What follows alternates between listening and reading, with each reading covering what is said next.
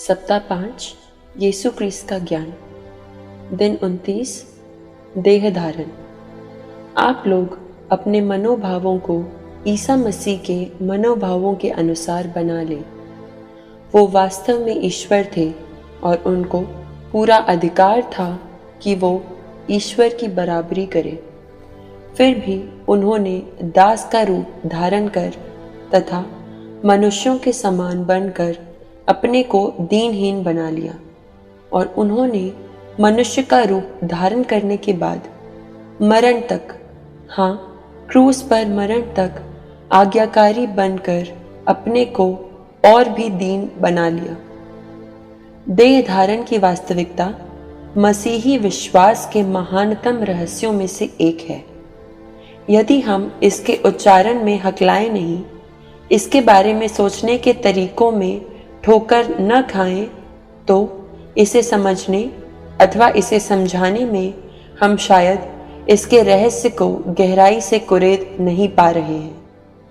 ईश्वर ने जो अनंत, दैविक, शाश्वत, प्रारंभ और अंत, सभी चीज़ों का सृष्टिकर्ता, सभी काल और अंतरिक्ष का सृष्टिकर्ता, जो काल और अंतरिक्ष से परे है, अपनी सृष्टि का स्वभाव धारण किया। उसने आकाश और पृथ्वी, महासागरों और पर्वतों को अपने विचार मात्र से जन्म दिया और फिर उसने अपने आप को एक गर्भ में गर्भवान होने और पुरुष और स्त्री के द्वारा एक छोटे से गांव में इतिहास के एक विशिष्ट वर्ष में जन्म लेने दिया।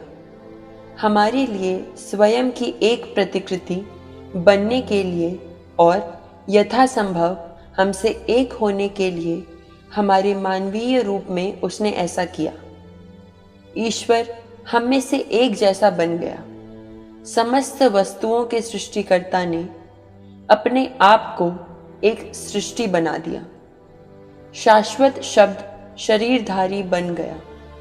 ईश्वर ने मानवीय शरीर धारण किया। क्यों?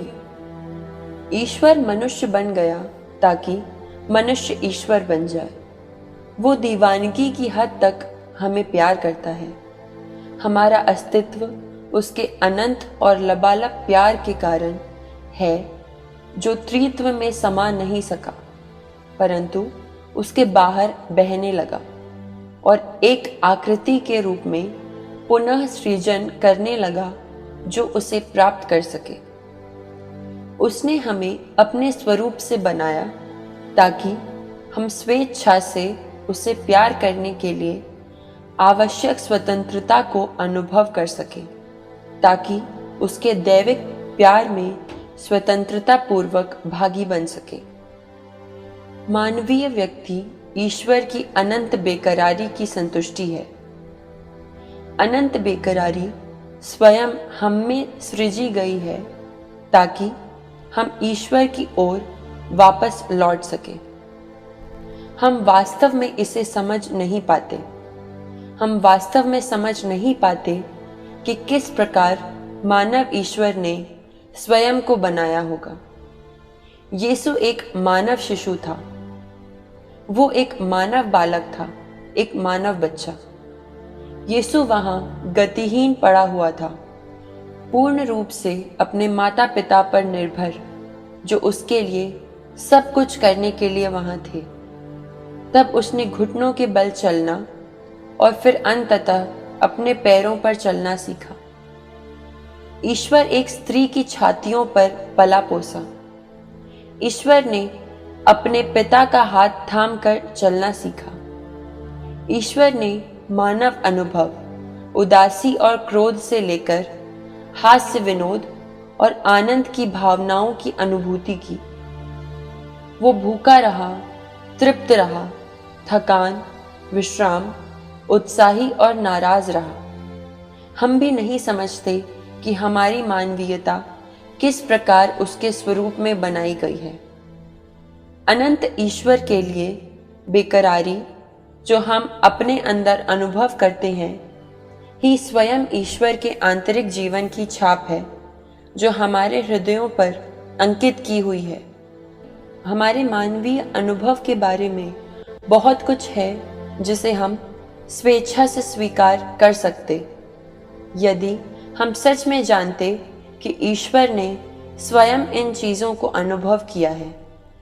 अप्रिय और नकारात्मक अनुभवों को बुरा अथवा गलत कहकर नकारना बहुत ही सरल है, और हम में से बहुत लोग मानवीय अनुभवों के कुछ पहलुओं को नज़रअंदाज करने, कम करके आंकने, दमन करने के लिए ही उत्थित हैं।